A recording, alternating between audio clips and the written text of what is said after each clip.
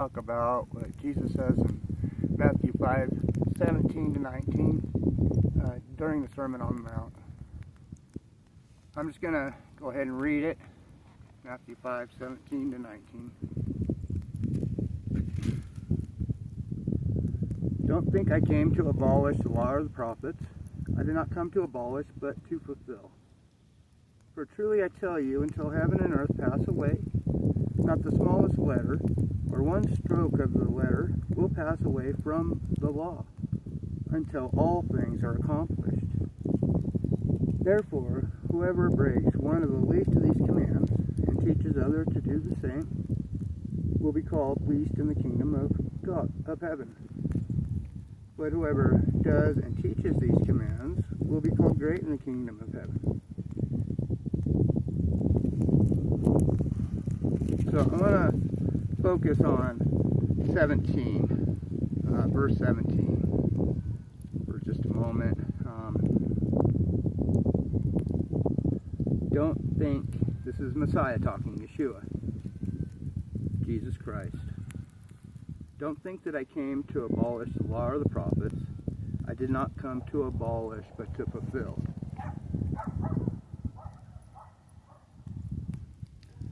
We all know how Jesus Christ, us people, we like to call him Yeshua, Messiah.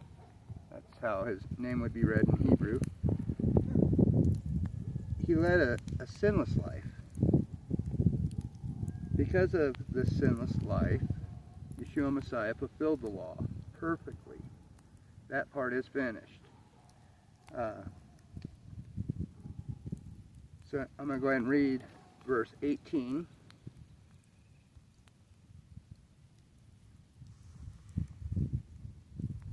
Therefore, whoever breaks one of the least of these commands and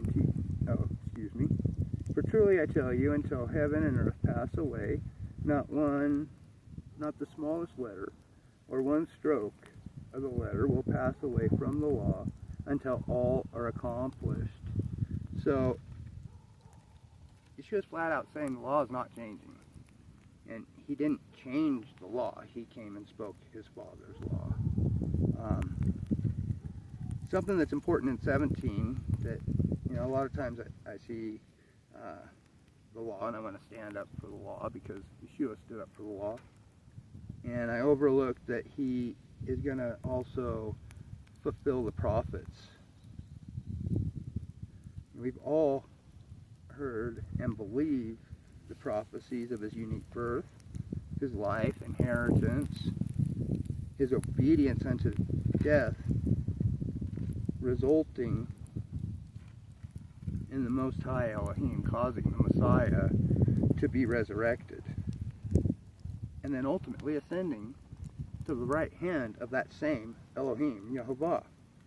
And God's people, we call the Most High Elohim, the creator of heaven and earth, Yehovah, by how we have come to understand it. So, what about end-time prophecy? Will Yeshua be fulfilling these prophecies? He'll make sure they are fulfilled, because he says he will fulfill all things. Yeshua will see that his Father's prophecies are fulfilled according to verse 17 of Matthew. He said he didn't come to abolish, but to fulfill. There's a prophecy in Isaiah 66, 15 to 24. It's good news for some, but for the disobedient, it's not such good news. I think every Christian needs to read this and realize that, there's things that are going to happen, and they're going to happen to certain people for certain reasons. Over time we'll show it's because of disobedience, but today we're just going to look at Isaiah 66, 15 through the end of the chapter. Look, Yehovah will come with fire, with chariots, or his chariots are like a whirlwind, to execute his anger with fury, and his rebukes with flames of fire. For Yehovah will execute judgment on all humanity with his fiery sword, and many will be slain by Yehovah. So Isaiah is saying this end times prophecy, and it lines up with David, something David said in Psalms 21:9. Psalms 21:9 reads,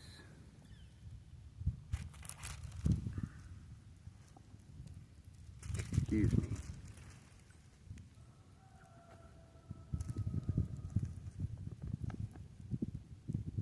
You will make them burn like a fiery furnace when you appear. Yehovah will engulf them in his wrath. The fire will devour them. All right, so Isaiah was quoting that part, and now he gets more descriptive of these people.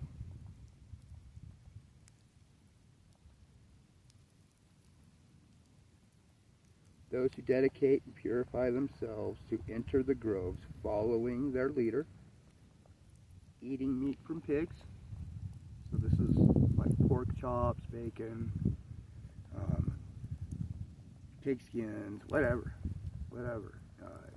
Jello nowadays, any pepperoni, any of these things. They all carry this animal that was ordered in Leviticus 11 not to eat. That we are not to eat these. They were not created for food. These are not things that were created to be received with Thanksgiving. Like vermin, rats. They will perish together. I'm going to start 17 again since I interrupted. Those who dedicate and purify themselves to enter the groves, following their leader, eating meat from pigs, vermin, and rats, will perish together. This is Yehovah's declaration. Knowing their works and their thoughts, I have come to gather all the nations and languages. They will come and see my glory. We know that no man can see God and live, so when he's gathering people to see his glory, you know they're in their glorified bodies. You know, this is an amazing thing that's being talked about here.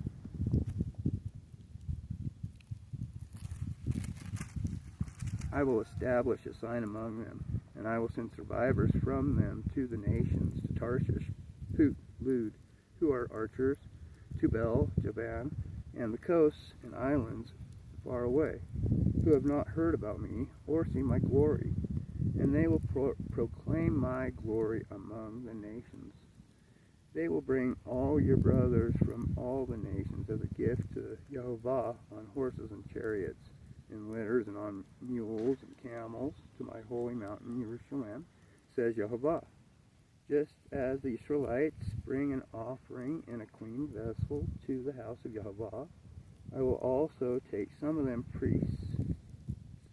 as priests and Levites, says Yehovah. For just as the new heavens and the new earth, which I will make, will remain before me, this is Yehovah's declaration, so your offspring and your name will remain. All humanity will come to worship me from one new moon to another, and from one Sabbath to another, says Yehovah. As they leave, they will see the dead bodies of those who have rebelled against me.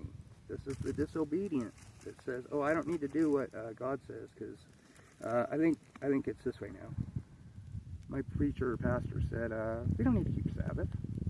I can eat that filthy pig. For their worm will never die, their fire will never go out, and they will be a horror to all humanity. So, some key points about the future. Yehovah will come with fire. That's in verse 15. And he will execute judgment. That's in 16. Also it says he's going to rebuke with flames of fire in 16. I'm going to read verse 17 again. Those who dedicate and purify themselves to enter the groves, following their leader, eating meat from pigs, vermin, and rats, will perish together.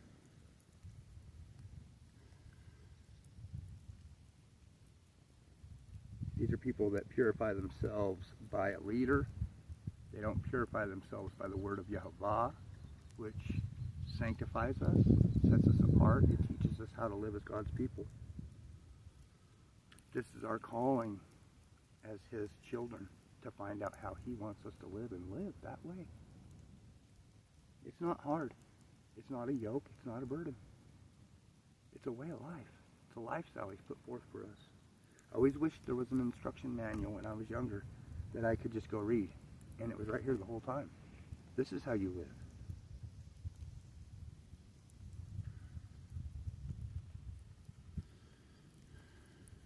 So verse 18 to 20, the righteous are gathered to see Yehovah's glory. So in all these things being carried out, and it says Yehovah will accomplish this. He's accomplished everything thus far, beyond, except for creation,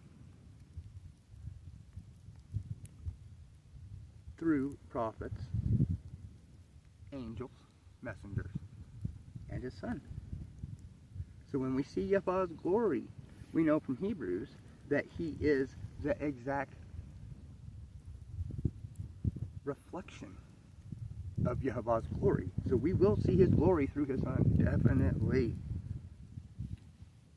21, verse 21.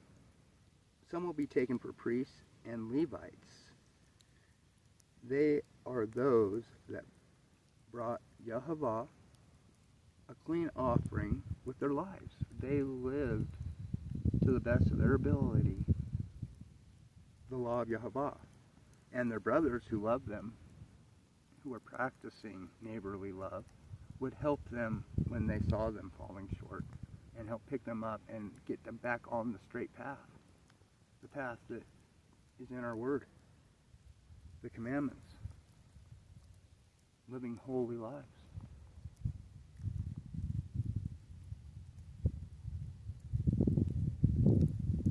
So all this, some will be kept for priests and Levites. So the priests and the Levites, they were the teachers of the temple times at least. They were the ones that had to know the law because they were the ones performing the sacrifices for the sins, for the peace offerings, goodwill offerings, feast offerings, Sabbath day offerings, daily offerings, new moon offerings, all these offerings. They had to know all these laws in and out. So these are the teachers in the new kingdom. These are the people that will be going around showing others how to live, teaching people how to live. So again, I just want to read back into Matthew, going to 5:19 again.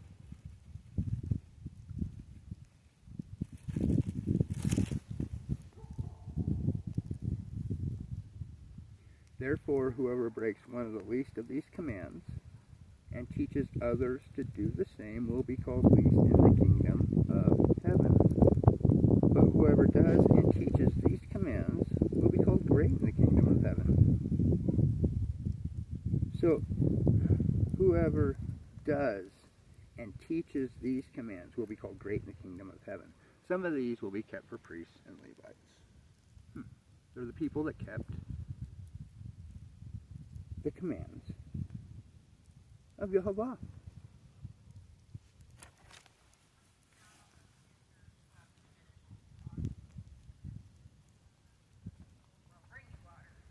This is why I live my life according to Yehovah's law,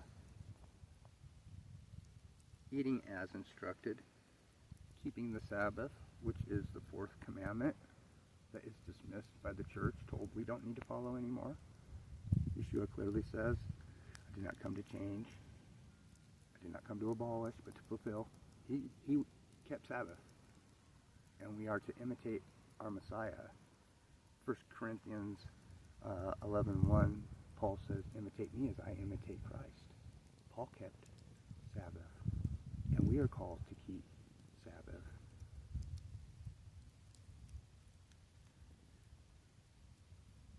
Please, there are blessings that come with Shabbat if you rest as the Father rested. It's in Hebrews 4. It's beautiful. Thank you for putting up with me, listening to my my thoughts as I try to express them, and I'm learning to express them. I just thank you, and I pray that Yehovah's face shine upon you.